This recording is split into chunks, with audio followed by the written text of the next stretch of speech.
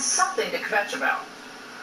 I just do not think the president was telling the truth when he said this program was obliterated. Right now, we have no final battle damage assessment that would enable us to be comfortable or complacent about what has been done.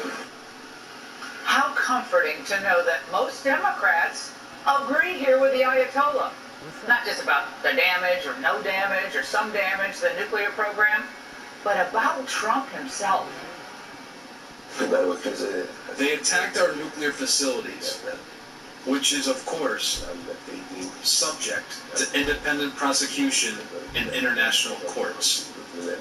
But they were not able to achieve anything significant. He needs a little more sun. He's a little pale. I wonder why.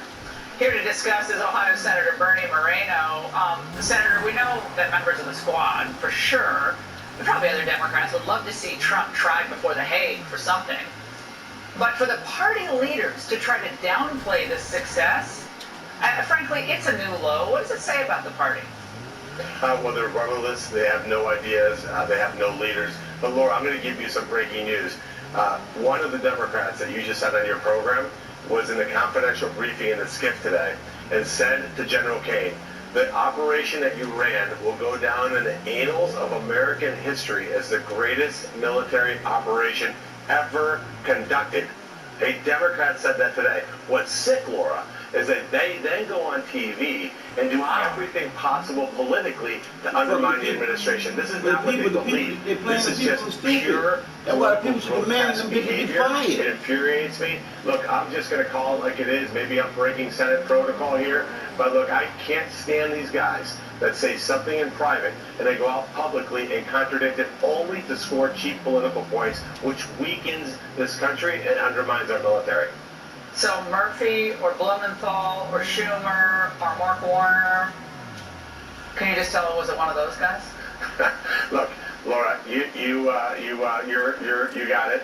Look, the reality is this. Why can't we just say, wow, great job, President Trump. I may not agree with you on this policy or that policy, but look what you've been able to accomplish. Historic military operation, a peace deal that's holding in the Middle East between two countries that were on the brink of a really bad situation, on top of what he did in Pakistan and India, on top of what he's done in Africa. This is a peace president. We should at least, can we just celebrate when the president of the United States does great things to make the world more peaceful? Is that too much to ask of our Democrat colleagues?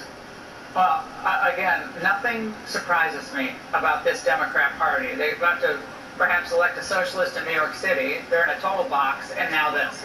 I want to move on to something that I noticed yesterday on the Hill, where we saw a verbal takedown that you did of the Fed chair, Jerome Powell. Of course, huge contention about his refusal to lower interest rates in the United States despite no signs of inflation. Here's a snippet for reviewers. He should be fucking fired. It says the Federal Reserve plays no role in commenting on trade policy. So you don't comment on supply shocks. You don't comment on tax policy, which clearly affects inflation. You comment on tariffs. So I'm going to just show you. I don't comment on tariffs at all. You did comment on it. You comment on it. I'm only commenting on tariffs. You comment on it. You are costing this government $400 billion. He should be fired. Using to lower. Why the fuck is he still got him talking, man? He should be fired. We're really looking at this from a fiscal lens or a political lens because you just don't like tariffs. Powell is infuriated that Trump's tariffs have not caused He's supposed to be fired, for inflation. Should he be removed given the fucking right he should be moved. One man.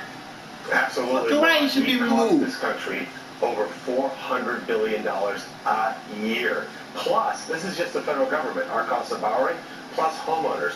People who take out car loans. People have credit card debt. Businesses that are trying to get loans. One man should not be able to cost this economy, this country that much because he has a personal beef with the president of the United States. This guy's term is up next May. Fuck me next May. He should fire that bitch now. We could put somebody in there. If we just lowered our rates to where Japan, fire that bitch now, who has higher inflation, Japan has higher inflation than we do, we would save hundreds of billions of dollars. We're in the middle of a tough reconciliation bill. where we have to make compromises on what we're going to cut. We wouldn't have to do any of that if we had a person that was willing to just do it with the rational thing and cut interest rates, which is the common sense thing to do. This guy needs to go. He's a partisan. No, it's a nightmare. You guys going to cut NPR and PBS and USAID? I'm getting a lot of concern from my viewers that y'all aren't going to cut as you should. Is that going to happen? We absolutely should. That's a rescissions package. We're going to take that up right after the big, beautiful bill. It's a no-brainer, Laura. Look, we shouldn't be funding these things. USAID was a money laundering operation. NPR and PBS are basically propaganda machines for the Democrat Party. These are no-brainer cuts. And by the way, the American people want more. They want more of the Doge cuts go to codify.